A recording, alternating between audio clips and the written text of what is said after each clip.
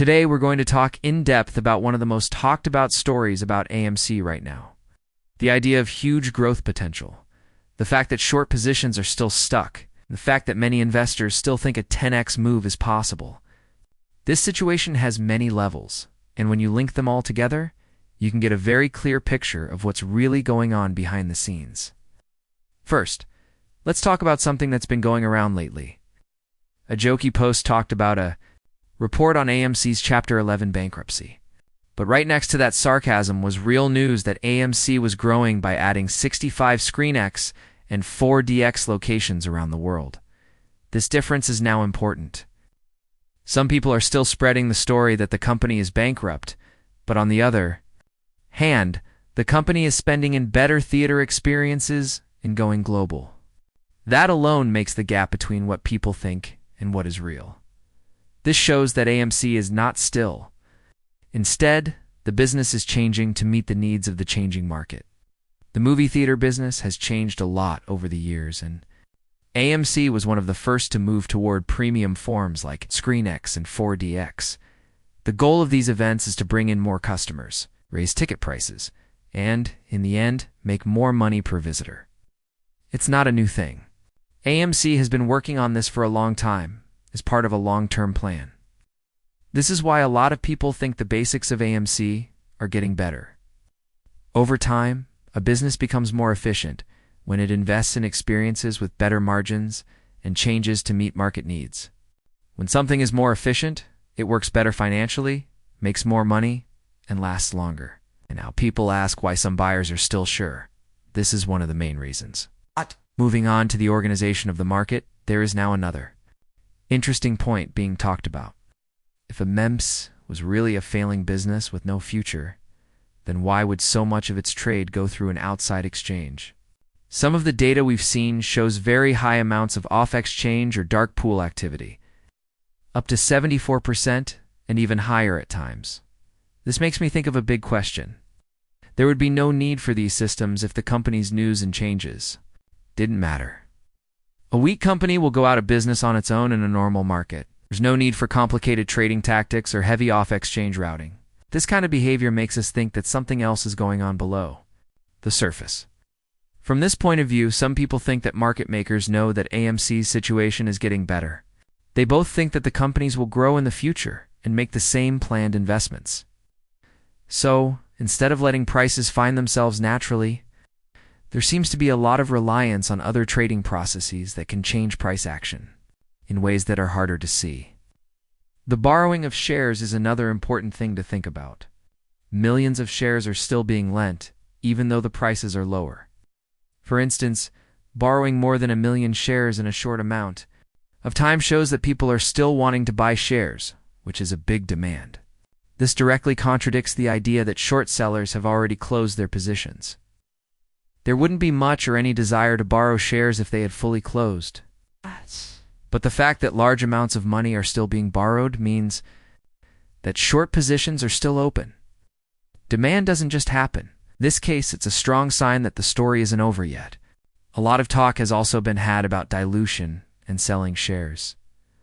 Some say that these moves let short sellers get away.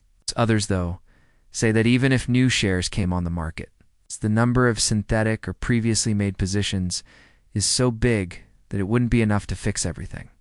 If we think that there might be billions of fake shares out there, then releasing hundreds of millions of shares would only fix part of the problem. Again, the fact that people are still borrowing money supports the idea that short sellers are still active and need shares. Taking a look back at what happened in 2021 gives us more information. At that time, some brokerages didn't let people buy stocks. They'd only let them sell them. Something like this wouldn't normally happen in the market. As a result, small investors were not able to freely join, which had an immediate effect on price changes. Some see this as proof that the system was under a lot of stress. It would not have been necessary to take such extreme steps if there were no big risks or exposures. The idea behind it is that big stocks were at risk. So instead of letting the market work itself out, limits were put in place to keep things under control. Things look like they've changed since then. Instead of limiting buying, there has been a huge rise in the number of shares available, as new ones keep coming on the market. People think that artificial supply is being used to meet demand and keep prices low because of this. But small investors, who are sometimes called apes, have kept buying and keeping shares. Reports say that some people have greatly increased their positions, even tripling their holdings in a short amount of time. This pattern of constant buying puts more pressure on the system as a whole. It's possible that some of the new shares coming onto the market may not be original if most of the original float has already been bought and kept. At this point, the idea of synthetic shares becomes very important to the conversation. The idea is that these extra shares are being made to meet demand, which makes things even more complicated. Valuation is another important point that is often brought up. Some projections say that AMC is worth a lot more than its current trading price if you only look at its fundamentals, such as its earnings, operations, and balance sheet data. For instance, prices around $11 per share have been suggested, even though the market price is much lower. Some people see this difference between the item's true value and its market price as proof of control. Usually, when fundamentals get better, the stock price would slowly go up to represent that. But when that doesn't happen, it makes you wonder if outside forces are affecting the market. This isn't even taking into account how people feel or the growth possibilities for the future. Theoretically, the value could be even higher if those things were taken into account. The point being made is that AMC is not only undervalued, it is greatly undervalued. It's also important to know why dilution is done when talking about it. In the case of AMC, some of the money from selling shares was used to restructure debt. The business gets time by delaying its debt payments further into the future. This eases the instant financial stress and lets management focus on improving operations and growth. This goes against the story of bankruptcy directly. AMC is not going bankrupt. Instead, it is reorganizing its debts and extending its runway. This is a planned move to help people stay alive and get better in the long run. On the other hand, some people think that people who are betting against AMC may be changing their minds. If bankruptcy is no longer a likely outcome, the focus may turn to keeping the price very low in order to get the company delisted. This adds another level of difficulty. For the stock to be delisted, it would have to stay below certain levels for a long time. In other words, if price control is really happening, it might be part of a bigger plan to get that result. But the fact that these tactics are used at all suggests that the company's fundamentals are not weak enough to bring it down on their own. If they were, there would be no need to do anything else. Besides AMC, similar trends are being seen in other stocks that are getting a lot of attention. There are examples that show how good news doesn't always lead to the expected price changes. For instance, even when gains or profits go up, they don't always keep going up, which again makes me wonder how the market works. You should also think about how the banking system works as a whole.